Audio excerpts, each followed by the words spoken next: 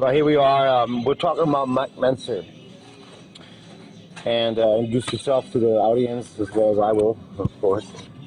Hello, my name is Nicolas Chemla. I'm a French writer trying to write a biography on Mike Mentzer, his life as a man, not just as a champion. My name is Markus Reinhardt, and you all probably know me from the past, from the present. So I was, when we were talking about meeting Mentzer, I met Mentzer in '96, and I had, prior to that, not really had any direction as far as, I was a bodybuilder, training-wise, and I had a direction, but he gave me a really better purpose of how to train properly.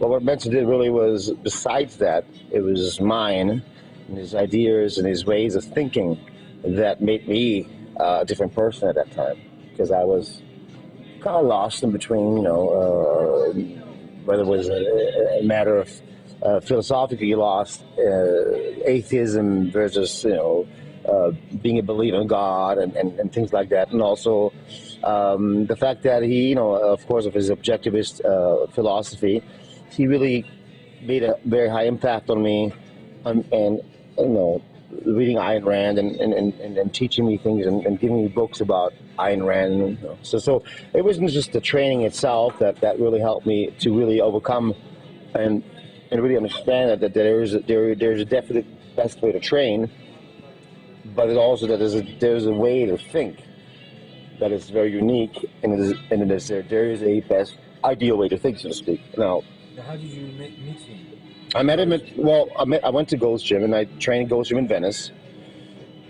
When I was training there, I always saw him training a few people, and these people, I could see their progress literally on a week-by-week basis, and it was unique because it was such short workouts. Then I came up to him and said, Mike, I know who you are. Could you train me?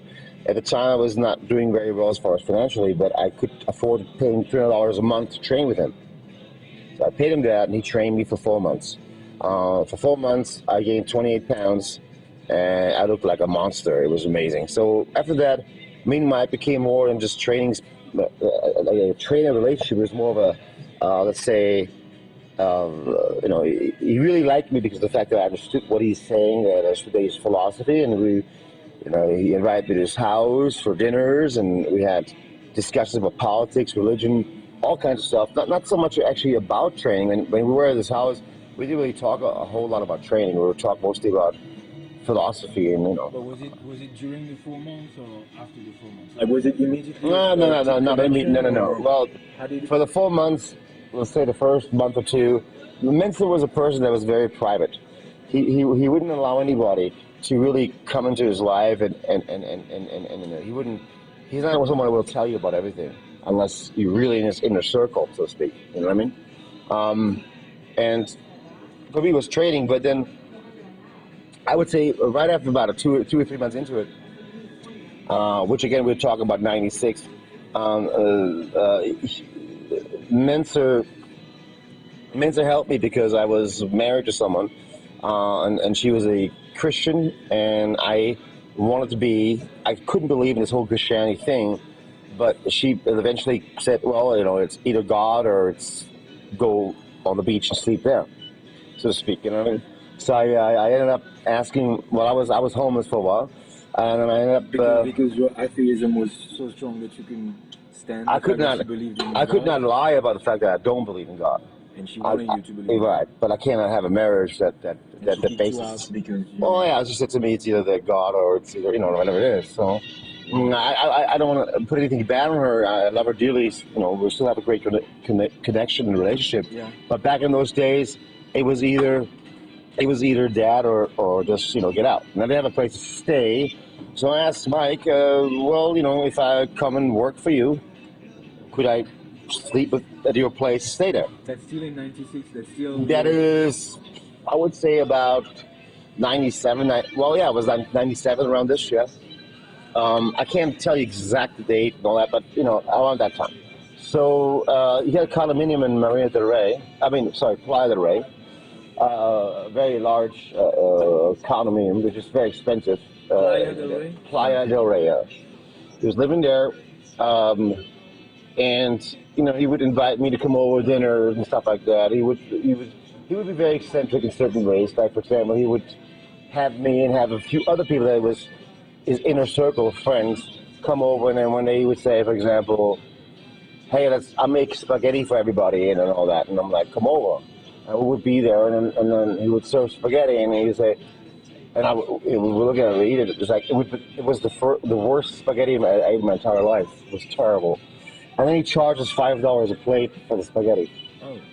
Well, it was very just the way he was. He was very unique. It was very bizarre, obscure in many ways. Now, but so he did put you up for a while, or was you... I was living with Mentzer. God, I mean, just maybe like about a few weeks, and I was working for him, sending out books, manuals, shirts, stuff like that, helping him do that. I didn't do any phone consultations for him. He did them for the most part, and it really exploded around that time. And then, as far as I can tell, then I moved on because I realized that I now have the power, because of the philosophy of objectivism, that I can take care of my own self. I don't have to, I was very, very self-sufficient because of that. And then I moved into a new place, had my own computer, and started learning how to do web design, all kinds of stuff that I never knew and thought that I could do. And all of a sudden, here I am doing this. You know what I mean? But so, how would you approach these issues? The things that are not directly about training and bodybuilding. How does that come between you and him? Does he come to you and say, well, I've seen you're not doing too well, maybe you should read this? No. He approached me because Mentzer, once you were in his circle of friends, the first thing he would give you is a book of Ayn Rand. He would say, please read The Fountainhead or The Virtue of Selfishness. So he would give me those two books. Please read this. Okay. Well, okay. Like a teacher. Yeah. So he would give me heavy duty one or whatever. He read these two books, please, and just not because he thought I was in trouble or anything like this, but he wanted to create another person that he wanted to pass on this knowledge to someone else that he believed that is capable of understanding it, and I am. The logic and reason that involves that. So not many people can, because obviously there's many mystics around that no matter what you tell them, they will not agree because of the fact that they're mystics. You cannot argue with a mystic because it's impossible. It's like talking to a wall. So now, with that being said, Mentzer introduced me to objectivism. Now, throughout this crisis of mine and with having this marriage thing going on, he said to me, look, I said to him one night, I said, do you believe in God, Mike? And he's like, well, I don't even believe in the belief of God. He's like, well, Mike, here's the deal. My wife, so-and-so. Well, then go seek counseling, whatever.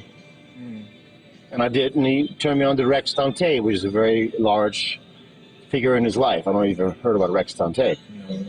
Rex Dante was a man that literally helped Mike Mentzer to overcome his 80 meltdown, so to speak. Okay, which I can't talk much about because I don't know the details exactly about that. But I know that Rex Dante was there for him to help him to overcome the drug abuse and all that stuff. So was he Rex Dante was a former priest that turned into an objectivist. In other words, when I came to him, is that, Markus, first of all, let me tell you who I am. There's a guy that's about 6'5" tall, looks like Dracula, and lives in Hollywood. Rex Dante? Yeah. So Rex Dante said to me, listen to me, I am not a psychologist, but psychologists do come to me to seek advice. Okay? I'm an objectivist. I was a former priest in the ministry. I was, into God, but I was no longer. I then rejected that belief, and I'm an objectivist, and I will teach you how to think properly about your issues, about whether it's marriage or whatever it is. Have you met this guy? I was there with him. Yeah, I paid him. Yeah, I paid him $50 for a session, like a shrink, so to speak. And he took me in first twice, and I took in my ex-wife in, as well. And then he took us together, and then we talked about each other, our relationship, and then we were both realized that he had one of the major questions like, "What do you love about your wife?"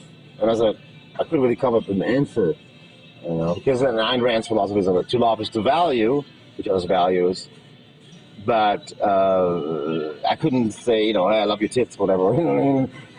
That's not love, you know what I mean? So I wasn't ready for someone like that, and not just that, because she was a complete different person than I was at that point. I was evolving into the age of reason, as I would say, and that's it. So now, again, my ex-wife is a great person. She raised a beautiful daughter we have, but we don't match, because of the fact that we have some very we have ways that completely don't agree with each other about that. Now, then after I did that, of course, like I said, I was out. I was with Mentzer, living there for a while, working with him, and then joined Sharkey was his secretary at the time, and I never really got the feeling that she liked me very much. I don't know why, because I had to meet her several occasions. But that being said, Mike was getting to the point where, one thing happened is that Mike fell down a flight of stairs in his house, in his condo, and tore his triceps. What year was that? That was, I think it was 98 maybe, approximately, 98, 99, 98. He fell down, he tore up his triceps, and he broke part. He had some neck issues after that as well. He went to the Veterans Memorial Hospital, and I did visit him there quite a lot. But was he still training at the time? No, he wasn't training at all. Wasn't training at all? No, he was not training at all. Mike never trained at all. I never seen him train until after he came out of the hospital. Then he would go, after he recovered, he would ask me, "Let's go, Markus, let's go train together," So I'm like, "Okay, Mike, let's do it." So we would do the heavy, and we would try to heavy duty workout with a pec deck and whatever, That's quite puzzling to imagine that he would stop completely. He'd stop training.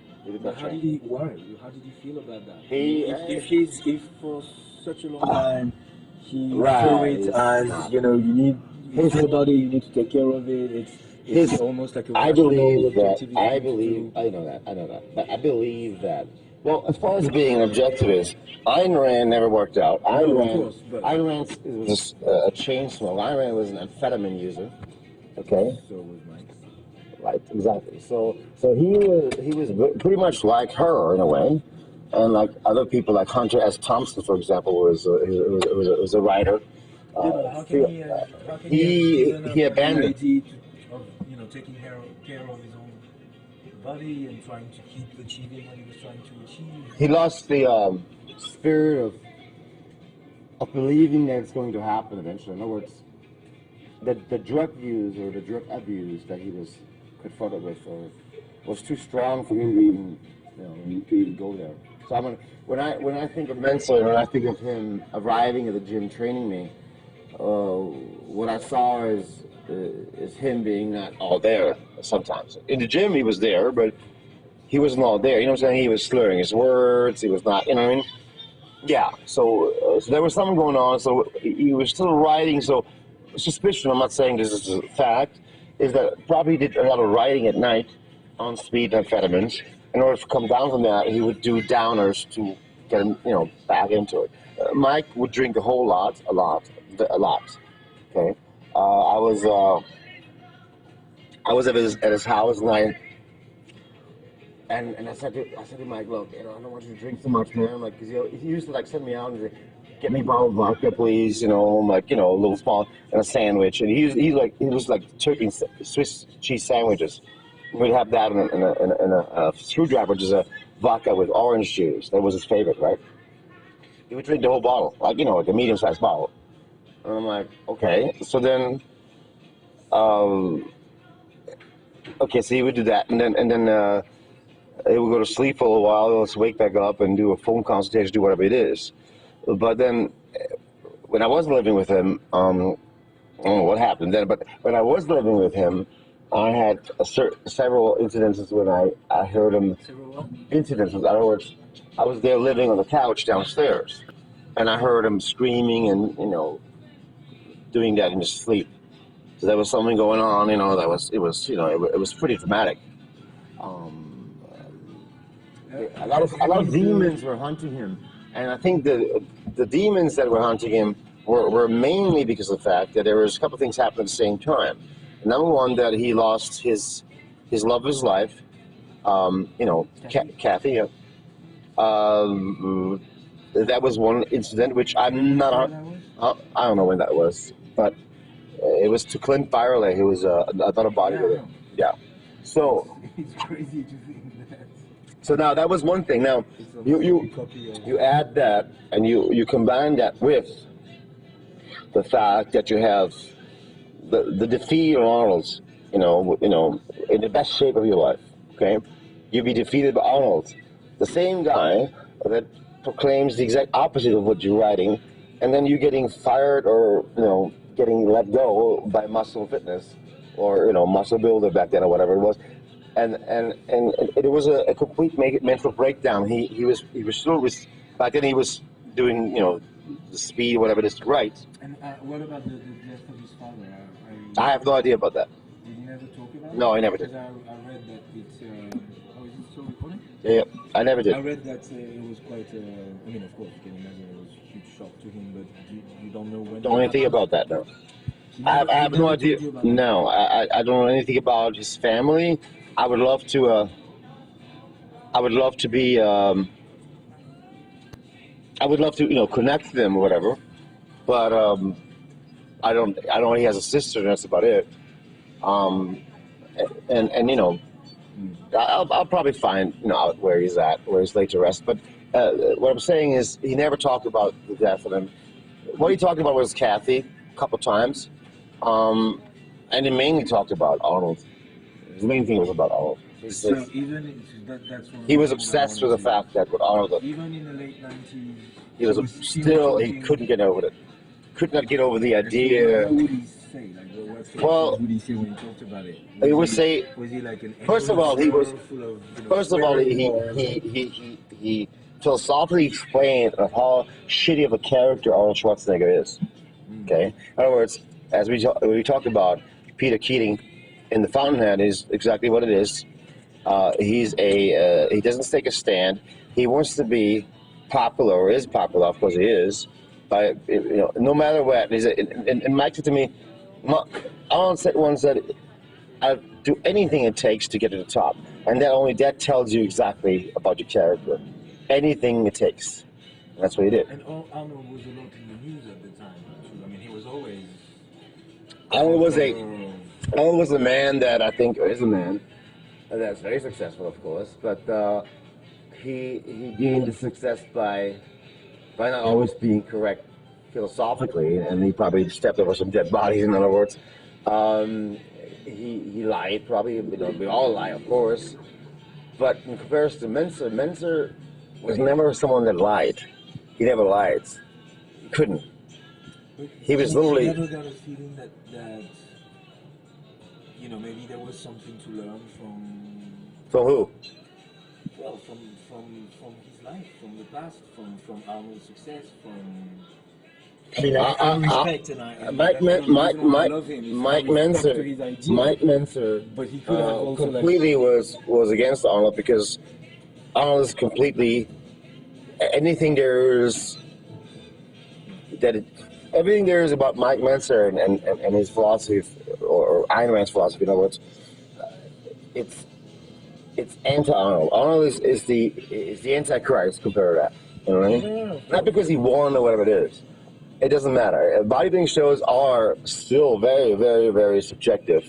Yet, at that year, it was very clear that Arnold shouldn't have won that contest, and it was obvious. Should Mentzer have won the contest? Probably not either. I don't know. But I'm saying, I wasn't there, you know. And was he still interested in the actual world of bodybuilding? I mean, I know he was giving personal training lessons and stuff, but was he still following who was winning what and? No, didn't give a fuck about that. Okay. What he was seeing at one point, he was seeing that Dorian Yates from England was the champion that is now Mr. Olympia and he talked about Mike as far as positive influence, and that brought Mike back out of the hole that he was living in, which was the car. He was living in a car. He was homeless for a very long time. So. And because of that, he came out of nowhere, and he started building up his empire. Because he did have a condominium that's expensive as hell. And then Mike always drove a really piece of shit car. Like we're talking like you wouldn't want to be seeing this car. And he invited me to come to his house, and I'm like, oh god, I got to drive this guy, guy's car. So anyway, so I went to his house, and then we parked and there's a Jaguar next to it, a white Jaguar, brand new. Like, how many rich people live with you? I'm like, no, it's mine. I just bought it because in case I meet a hot chick, I'll take out for dinner with this car. There was 0 miles on the fucking car. Okay, that car just stood there the entire time. He never drove a damn car. That's what it says. Markus, I'll tell you one thing. I need a fucking big car to be a hot shot. I'm a hot shot. I know I do. And I don't need to prove it by my car. You know what I mean? Mm. And that was it. So because back in the days in Venice, everybody had a big car, Harley, and came into it was like showing off their thing, Flex Wheeler, and all these guys were like everybody had things, items, and that was and Mike pretty much wore the same clothes every day. Okay. I don't know if he had 4 different pants of cargo shorts, but he pretty much didn't care about his what do you call it, his appearance so much. He was very sexually, and of course he was when he was training you, it was insane. Like he would like the gains I made. Like I said, nobody could ever motivate me like he did. Never ever. There was just something about him. No. And then again, to look back at the figures is with the accident, to go back to that happened to him, the accident happened to him. We're looking at that as saying, when that happened, he then reached out to me and said, Markus, can we train? And we did a couple times. But he can't, it was too weak. His tries it was just bad. And he sort of lost interest in that too. And then, basically at that point, he moved back into a 2-bedroom apartment.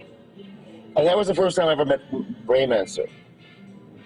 Because I never met him before that. And then I've been told he was very protective of Ray. Yeah, very protective. As far as I can say about Ray Mentzer, I don't know much about him. I met him twice. Once we had breakfast in Santa Monica. They were eating eggs Benedict, which is probably the worst you can possibly eat. And I'm like, wow, what is this? Eggs with like mayonnaise or whatever. They weren't taken care of. They never cared about what they ate. There was no, you know what I mean? And I'm like, okay. And he was very quiet. He didn't say anything. And then the second time I met him was at the video shoot when we did the video for Mike Mentzer, the hit video. In 2001. Right. So what happened was that. So that's literally 2 days before he died. Correct. So here I am. I'm at home. I get a phone call from Mike Mentzer. Mike says, Markus, we're going to make the biggest video in history of training. I'm like, when? I'm like, tomorrow. I'm like, what do you mean tomorrow? Tomorrow morning at 9 o'clock, we're going to do it. Like, I was in really good shape at the time. I'm like, okay, well, yeah, let's do it. But the video was done not through him, by a guy named Val Siegel. Val Siegel is the one that produced the video, okay? For some reason, Val was his friend at that point, and he just made the idea of making this video. And this video was shot in Marina del Rey at the gym we was training at. We had some knowledge machines there. It was a great gym. It was called Angel City Fitness. Now, I get up at 9 o'clock. I go over there. The camera crew's ready. And I'm there, Mike's not there, nobody's there. And then Mike comes in eventually. He's always late for everything. He was always late. And then him and Ray come in their heavy-duty shirts. And I have my heavy-duty tank top or t-shirt on, whatever it is. And they go, well, let's go shoot this thing, you know what I mean? I'm like, well, I'm thinking like all day. So he's shooting all the workouts he's doing in one day, which is tremendous, you know, and so all of it. So I'm like, oh, fuck. So I did all these workouts in one day, shooting it. I think we were done by 7 o'clock or whatever. We took some breaks in between. We had some outtakes in the back. There's some behind-the-scenes video footage. He'll come out. He wanted to stop and go out and smoke a few cigarettes, and then they were, you know, he's like, "Come on, Mike, come back in." And no, I want more cigarette. So and then I was talking to Ray for the first time. I was like, "Ray, what's going on? How you doing?" And Ray was like, "Man, I'm just going through dialysis, and I hate that fucking dialysis because you know, it just makes me feel sick as fuck, you know." And I'm like, I just didn't go there last week, whatever, you know. So you miss these, you can't miss that. You die, you know what I mean? Right? So, and he was talking about opening up a gym. He was going to do that with Mike together. Right. Ray was, yeah. Somewhere in LA. And then after that, there's a funny fact. Well, then Mike comes up, and he would come up to me and like, they had this little girl that was doing our hair and our makeup, you know, for the footage. And this girl was like really hot. She was combing his hair, you know, and he was like having a notebook like you have right now, and he was writing in it, and when I was standing next to it, and I'm thinking he's writing down like notes about training. So he was drawing a girl with tits and a vagina. And I was like, "Do you think she looks like that?" And I'm like, "Mike, you're fucking insane. That's awesome." And then no, she could see it. It's in the video. You can see where he does it, but he shows it to me, and they were laughing together. And she's like standing there like a dumbass. It was fucking hilarious. So and then and then we shot the video, and everything in this video, for the most part, everything in this video was done to the point of failure. There was no faking shit. Okay. When I did the deadlift for 300 pounds, that was not heavy, but I had no more juice left. I was done. Okay. The one where you collapsed in the end. Yeah, it was done. It was at the end. Like I couldn't do it. I had nothing left. So that's why it looked so funny, because I deadlift 400. He was making a point. I deadlifting 400 pounds for 20 reps usually. I've done that before. Yeah. Okay. But at that day, you know, it was just. A fact of we were just, you know, I was done. So anyway, and you know, at the end of that, and then he said goodbye, good night. Let's talk tomorrow. And that was the end of that. So then I went to go to Palm Springs to meet a friend of mine. His name is Jean-Pierre Fuchs. He's a bodybuilder from the '90s. He's huge. And he's, you know, one of the greatest ever. And me and my friend Jason Gallant, who's a bodybuilder in Canada. We got into my Jeep, the one you see in the video, and we just took one quick stop to go eat breakfast. I eat breakfast at Shotzi, which is Arnold's restaurant, which is kind of coincidence. So as I get out of Shotzi and we're done with breakfast, go to Palm Springs, I got a call from my friend Amir Hegazi, who's a good friend of Mentzer, was a great guy, Amir Hegazi. He says to me, "Mike died." You know. So I'm in front of Arnold's fucking restaurant, hearing the fact that he died, right? And I couldn't even drive. I don't know what the fuck to say, you know. So, of course, later on I hear about Ray's death. But see, Ray, I've never met him that much, so for me it was not an emotional. Yeah, it was terrible that he died, but for me, Mike was like my father, was just in a way, you know what I mean? But Ray never really made sort of like impact. Had no character to where I could say, wow, you know. I mean, if I would have met him longer, maybe, I don't know. I just know him. But you know. So then I get a call. Yeah. I came back from Palm Springs. I get a call from Val Siegel, who did the video, asking me if I can pay for the burial for Mike and Ray, or contribute to it. I'm like, what do you mean? Well, they've been in the morgue for 7 days. They've been laying there because nobody can, you have to pay for it. You know what I mean? Like his sister never showed up? I think she did eventually. Now, what I don't know, I think, she did show up, but the rumor has it that actually Arnold did pay for that. I'm not sure if it's rumor. It's rumor. I don't know if it's true or not. I don't know. I mean, I don't know. I would say he probably would because he won't. By judging Arnold's character, that would probably help him to make himself look better of all the things that he's. Well, he hasn't really done anything particularly to Mentzer as far as he never attacked Mentzer in a way. It was like a collateral damage. Correct, but the thing is that because of the fact Arnold cost Mentzer's job, one, and the other thing is Arnold was he was with Arthur Jones training, in Lake Helen where the facility was. Arthur Jones facility in Florida. You mean back in the 80s? Yeah. Arthur called out Arnold to say, come out and train hit. So I want to show you. So he comes in there, and they pick him up in the car, what I understood.